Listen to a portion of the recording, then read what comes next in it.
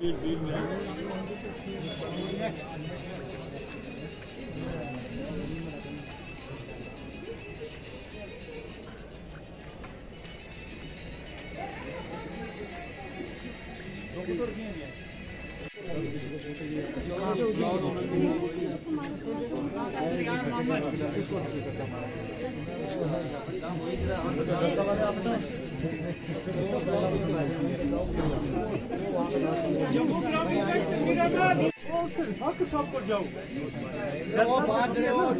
ने ना बाहर उन्होंने जो दरखास्त वो कोई क्लर्क जो बैठा ना तो उसकी लिखवाया पहले फिर ऐसे बाहर पंचायत की उन्होंने कहा कि एक आइटम हमें दे दो बाकी हम आगे ले जाएंगे बात हो गई फाइनल जनाब इसमें फिर इन्होंने इनकार कर दिया जनाब ये बात क्या दे दिया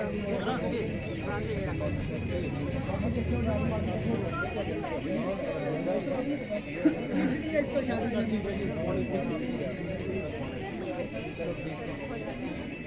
नहीं ये भेज दे जाना बोल ना बोला एक और पंचायत थी सर वो मैं सुनाता हूँ हो मेरा भी कर क्यों बोल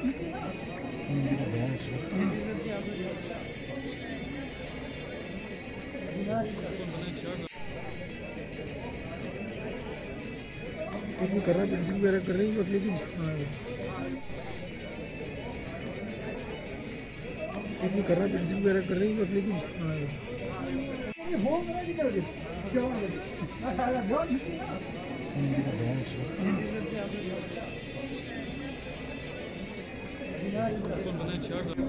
नेशनल लोक अदालत जब भी लगाई जाती है तो ये एक ही टाइम में पूरे इंडिया में सभी कोर्ट्स में लगाई जाती है और लगभग एक हफ्ते से जो है इसमें प्री लोक अदालत जो है उसका इनेकाद किया गया था, जिसमें डेली बेसिस के ऊपर लोग एप्लीकेशन ला रहे थे अपने अपने केसेस जो है फिक्स करवाने के लिए ताकि लोक अदालत में सेटल हो। उसमें स्पेशली तौर पर जज साहब ने जितने भी इंश्योरेंस कंपनी थी उनको, उसके अलावा जितने भी बैंक के मैनेजर्स थे उनको बुलाकर जो है उनकी जो डिटेल्स हैं, अकाउंट्स हैं, जिस चीज़ में सेटलमेंट हो सकती थी वो ऑलरेडी उनको जो है वो फिक्स करके रखा था। तो आज उसी की एक जो लास्ट कड़ी है नेशनल लोक अदालत की वो यहाँ पर मुनक्कद की है, जिसमें डिफरेंट बेंचेस बनाए हुए हैं, जिसमें प्रिंसिपल डिस्ट्रिक्ट एंड सेशन जज साहब हैं, एडिशनल सेशन जज साहब हैं और उसके बाद चीफ जुडिशियल मजिस्ट्रेट हैं, स्पेशल मोबाइल मजिस्ट्रेट सब जज साहब हैं, डिस्ट्रिक्ट मोबाइल मजिस्ट्रेट ट्रैफिक हैं और secretary district legal services authority है जो यहाँ पे। इसी तरह महेंद्र में भी है और वहाँ पे भी जो है 2 बेंचेस बने हैं, रेवन्यू का भी साथ में ही है और इसी तरह से जो है सोरन कोर्ट में भी 3 बेंचेस बनाए हैं, 2 जुडिशरी के हैं और एक जो है रेवेन्यू का है। तो इसमें ऑल टाइप ऑफ केसेस जो हैं वो टेकअप किए हैं। मैक्सिमम केसेस जो देखने को आ रहे हैं वो MACT केसेस हैं, जिसमें डेथ और इंजरी केसेस हैं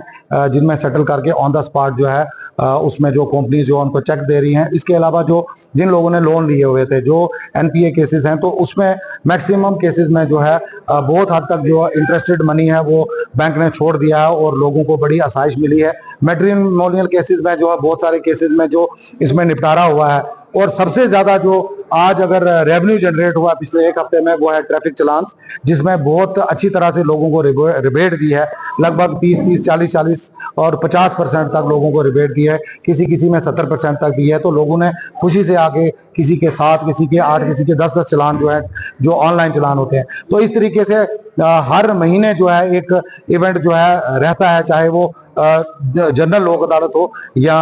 नेशनल लोक अदालत हो। तो मैं आपके चैनल के माध्यम से लोगों को मैं ये आगाह करना चाहता हूं कि जब भी वो चाहते हैं कि हमारे केसेस की सुनवाई हो, क्योंकि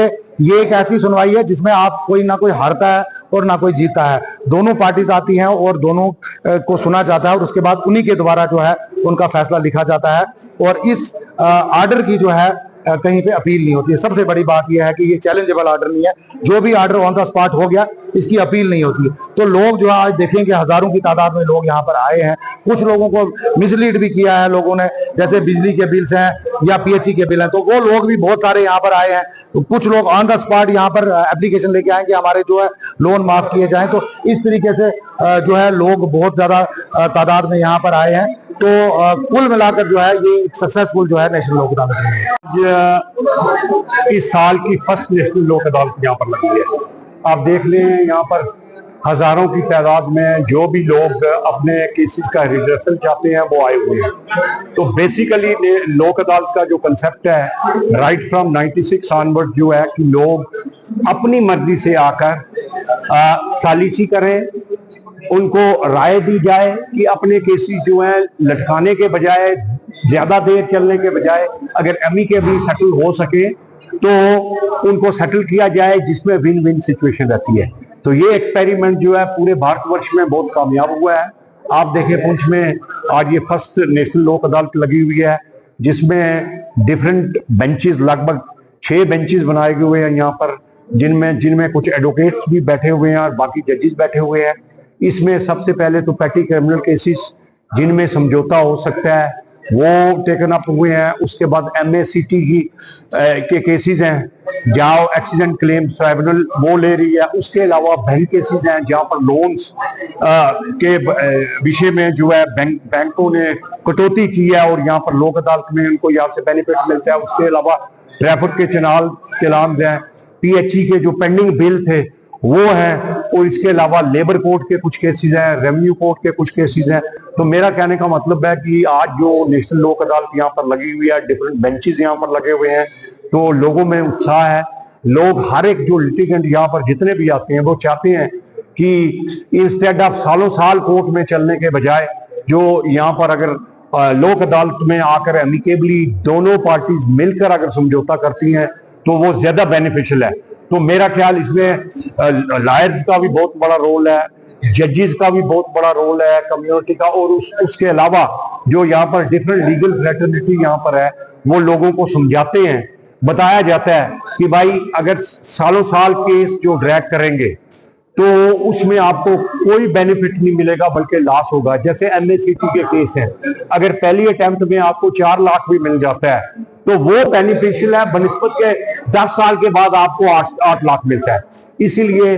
जो SC ST या डाउन ट्रोडन के लोग हैं उनके लिए स्पेशल जो प्रोविजन है, मुफ्त उनको यहाँ पर जो है वो कानूनी जो है वो सलाह दी जाती है, कानूनी तौर पर उनके केसेस लड़े जाते हैं। इसलिए ये लोक अदालत का जो है मैक्सिमम बेनिफिट है हमारे लोगों को, अवाम को। मैक्सिमम लोग जो यहाँ पर उसी चीज का बेनिफिट लेने के लिए आ रहे हैं। लेकिन आप देख रहे हैं यहाँ पर ज्यादातर लोगों की यही सोच होती है, क्योंकि लोक अदालत के जो केसेस डिसाइड होते हैं वो अपीलेबल नहीं है, लेकिन they are as bound as decree.